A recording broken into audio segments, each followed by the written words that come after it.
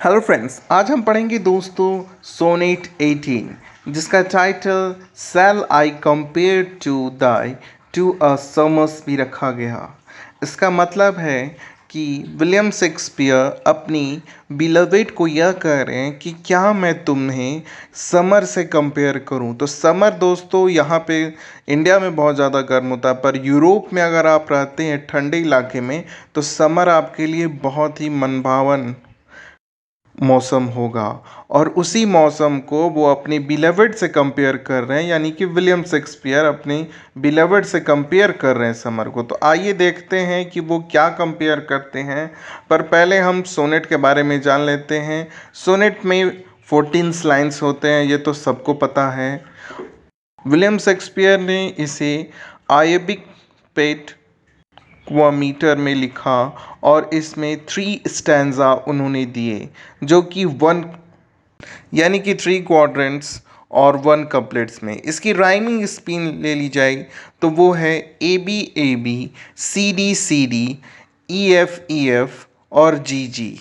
जैसा कि आप जानते हैं कि विलियम शेक्सपियर की सोनेट्स में अगर वो किसी का कंपेयर कर रहे होते हैं तो वो अपने नेचर से ही करते हैं, और उन्होंने बिलवेड पे कई सोनेट्स लिख दिए और उन्हें नेचर की कई चीज़ों से कंपेयर भी किया है।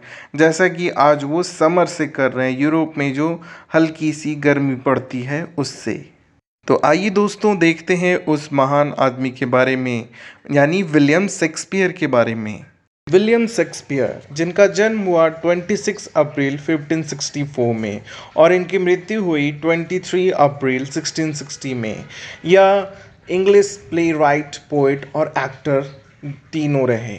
ही वाइडली यानी कि चारों तरफ चौड़ा, इतना चौड़ा जितना पृथ्वी है उतना चौड़ा इनका वर्चस्व था। यह एक ग्रेट राइटर थे एलिजाबेथन पीरियड की, और जैसा कि मैं आपको बता चुका हूँ ये प्ले राइटर, पोएट, एक्टर सब थे, और इन्होंने प्लेज भी लिखे 37 प्लेज और 154 sonnets.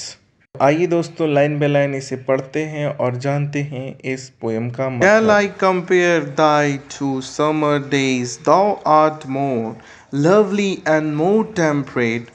Rough winds do shake he darling birds of May, and summer leaves had all too short a date.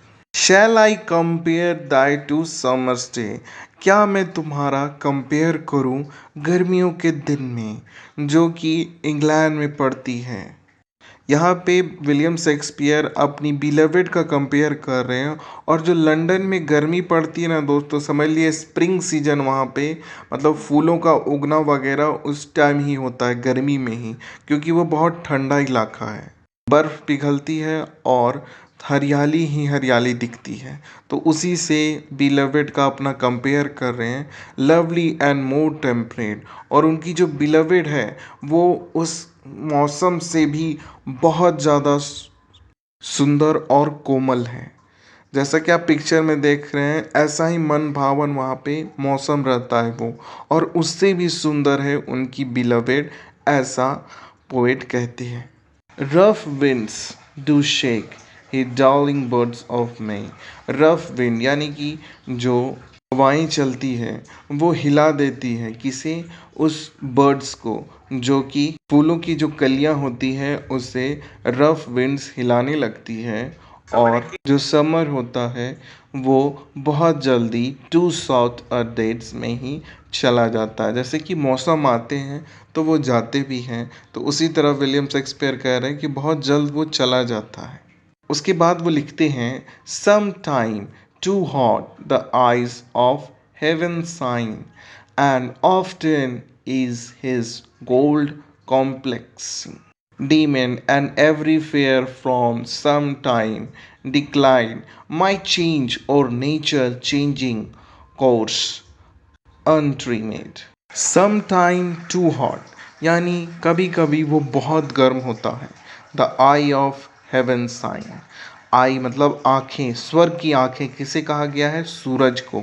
सूरज को अगर आप पिक्चर में देख रहे होंगे तो ऐसा लगेगा मानो कोई रोशनी आ रही हो तो उसे आँख से कंपेयर करके पोइट कहते हैं कि वो जो हेवन की आँखें यानी कि जन्नत की आँखें जो होती है, स्वर्ग की आँखें, वो कभी कभी बहुत गर्म होती हैं। And often is his golden complex team, और कभी कभी वो जो गोल्डन टाइप का वो दिखता है यानी सुनहरा वो दिखता है, वो कभी कभी डिम हो जाता है यानी कम रोशनी देने लगता है।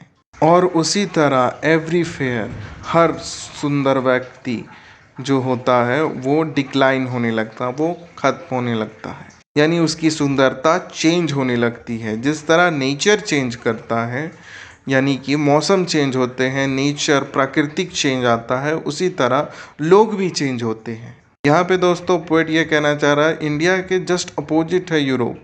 वहाँ पे धूप अच्छी चीज़ होती है क्योंकि वहाँ बहुत ठंडा होता है। तो वो कहता है कि गर्म हवा, जब सूरज की रोशनी पड़ती है तो बहुत अच्छा लगता है, पर समय के साथ वो चला भी जाता है। उसी तरह तुम्हारी खूबसूरती भी समय के साथ चली जाएगी, अभी बहुत अच्छी लग रही है। यूरोप में जब भी गर्म आता है, मतलब सूरज आता है, तो बहुत अच्छा लगता है। But thy internal summer shall not fade nor lose progression of that fear thou wast, nor shall death brag thou unrest in his shade, when in internal lines to time thou growest. But thy internal summer shall not fade. यहाँ पे internal का मतलब होता है अमर। जो अमर गर्मी होगी वो कभी भी खत्म नहीं होगी। Nor lose professions of that fair loss, यानी कि और उसी तरह जिस तरह जो अमर सूरज होगा या अमर गर्मी होगी वो कभी ख़त्म नहीं होगी, उसी तरह तुम्हारी खूबसूरती भी कभी ख़त्म नहीं होगी। नॉर शैल डेथ ब्रैक डाउ एंडर्स इन हिज सेड, और मृत्यु भी तुम्हें कम खूबसूरत नहीं कर पाएगा। मतलब तुम मृत्यु जो आएगी उस वक्त तक भी तुम सुंदर रहोगी, वो भी तुम्हारी सुंदरता को खत्म नहीं कर पाएगी। और ये सब कब होगा? When in internal line to the time the ग्रोवेस्ट, ये तब होगा जब अमरता की जो रेखाएं होंगी वो समय के साथ बढ़ती ही जाएगी। तब ऐसा होगा कि तुम अमर हो जाओगी, और उसी तरह तुम्हारी खूबसूरती अमर हो जाएगी जिस तरह गर्मी का सीजन अमर होगा। अगर तुम में इंटरनल आ जाएंगे यानी अमरता आ जाएगी। तो यहाँ पे विलियम शेक्सपियर अपनी बिलवेड का इंटरनल होने का इंतज़ार कर रहे हैं ताकि वो हमेशा के लिए खूबसूरत दिखे। उसके बाद लास्ट की 2 कपलेट लाइंस में वो लिखते हैं, so long as man can breathe और eye can see, so long lives this and this gives life to die. So long as man can breathe, यानी तुम तब तक रहोगी जब तक कोई व्यक्ति सांस ले रहा है और उसकी आंखें देख रही है। तो यहाँ पे अमरता के बारे में विलियम शेक्सपियर ने खुलासा किया कि तुम तब अमर होगी। ये जो पिक्चर देख रहे हैं दोस्तों, ये विलियम शेक्सपियर और उनकी वाइफ का है दोनों। तो देखिए वो इतनी खूबसूरत थी कि उनकी खूबसूरती पे विलियम शेक्सपियर ने यह सोनेट लिखा, और वो लास्ट की 2 लाइनों में कहते हैं कि तुम तब तक जीवित रहोगी जब तक यह पोएम जीवित रहेगा, और कोई भी व्यक्ति सांस लेगा और देखेगा तो ये सोनेट्स को पढ़ेगा और तुम उतना लंबा समय तक जीवित रहोगी। So long lives this and this gives life to thy, और ये तब तक चलेंगी और तुम हमेशा अमर रहोगी, तुम्हारी खूबसूरती अमर रहेगी, तुम एक इंटरनल बन जाओगी, ऐसा वो सोनेट में कहते हैं।